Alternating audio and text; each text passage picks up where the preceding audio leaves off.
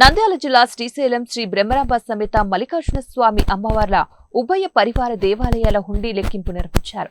ఆలయ సమీపంలోని చంద్రావతి కళ్యాణ మండపంలో హుండీ లెక్కింపు నిర్వహించగా ఈ లెక్కింపు ద్వారా శ్రీశైలం మల్లన్న దేవస్థానానికి 1,81,13,485 రూపాయలు నగదు రాబడిగా లభించిందని, ఈ హుండీ ఆదాయాన్ని గత 16 రోజుల్లో శ్రీవారి అమ్మవార్లకు భక్తులు నగదు రూపంలో సమర్పించినట్లు ఆలయ ఈవో పెద్దిరాజు తెలియజేశారు.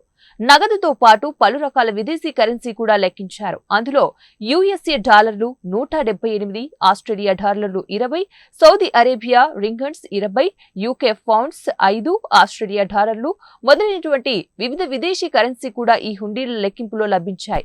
పటిష్టమైన నిఘా నేత్రాల మధ్య దేవస్థానం ఈవో పెద్దిరాజు పర్యవేక్షణలో హుండీ లెక్కింపు జరిగింది. ఈ లెక్కింపులో దేవస్థానం అన్ని విభాగాలకు అధికారులు, సిబ్బంది, శివసేవకులు పాల్గొన్నారు.